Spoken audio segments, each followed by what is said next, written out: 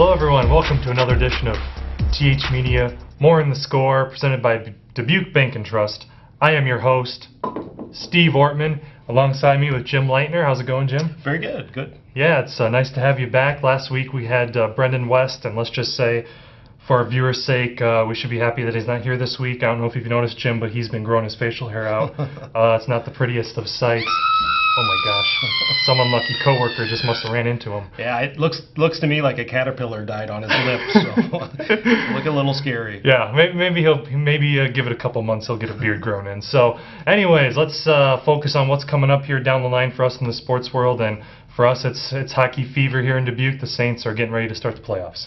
They are. They finished third in the USHL's Eastern Conference and third place overall in the overall USHL standings.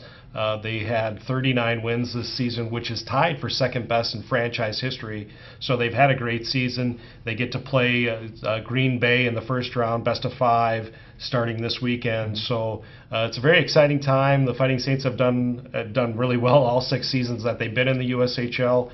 They're the only team in that 6-year period to make the playoffs every single year. So they've got a nice tradition going here, especially with the playoffs, and it's going to be an exciting time.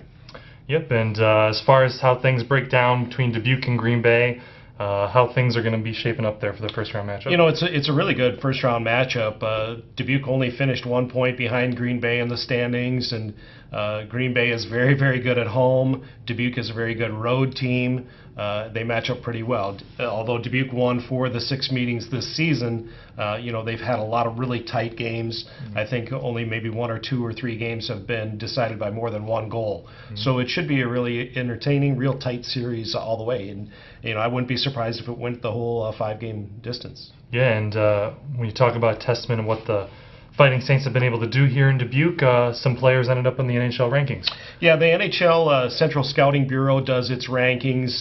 They do one at the midterm and they do one at the final at the end of the season. And the most recent ones came out just this Tuesday. And there are 3 Fighting Saints, or 3 players with ties to the Fighting Saints who made that list. 1 from the past, 1 from the present, and 1 from the future. Dylan Gambrell, who's a freshman at the University of Denver right now, he landed at number 67 among North American skaters.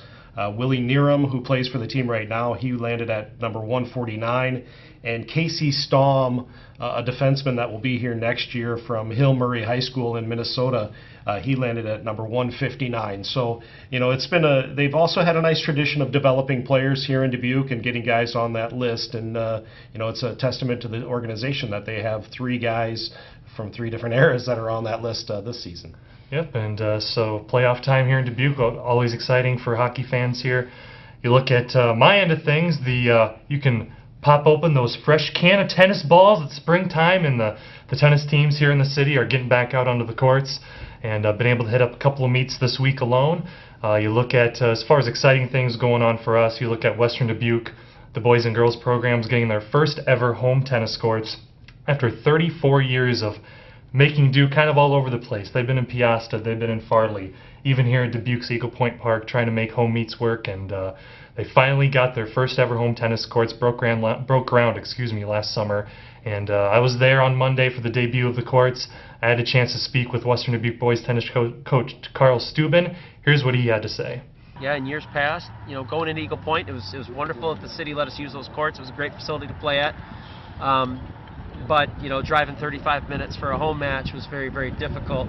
And we still had great numbers. We still had some great teams, and the excitement level was awesome.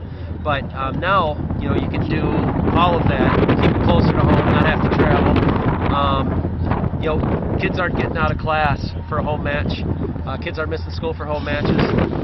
Kids aren't getting home at 9:30 at night after a home duel, and all those sorts of things. I think in the classroom and on the court are going to have big dividends for the program.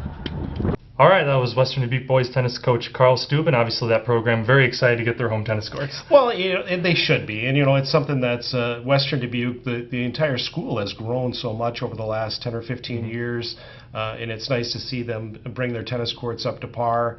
I couldn't imagine, being a school in Epworth and having to travel to Dubuque for home meets, or have 3 or 4 different courts that you use for practices. I don't know how you would do it, and I think it's a real testament to the people out in the Western Dubuque Community School District that they would commit to a project like that. Yep, and as far as in the city goes, this week I had a chance to take a look at the Dubuque Wahlert boys tennis team. They got off to a nice start, a 9-0 win over Dubuque Hempstead.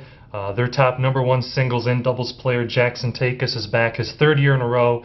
He's going to be playing #1 doubles and singles for the Golden Eagles.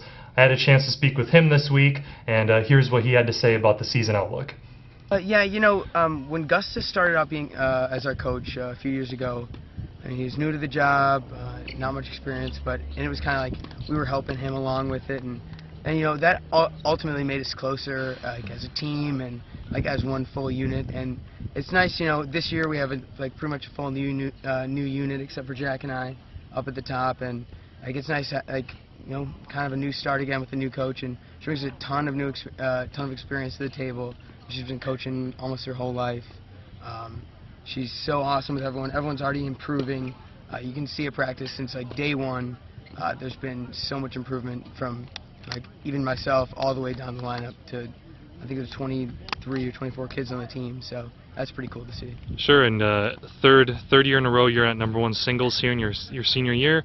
Any personal kind of goals you're aiming for here this year? Oh yeah, last year we had a big ultimate team goal, but this year I still, I'm in it for the team. I want us all to do really well, and I've got some high hopes. So I really hope to be playing a long time this year. So.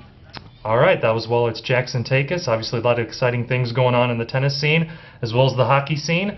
So that's going to do it for this episode of TH Media More in the Score, presented by Dubuque Bank and Trust. I am your host, Steve Ortman. He's Jim Leitner, and that's going to do it for this week.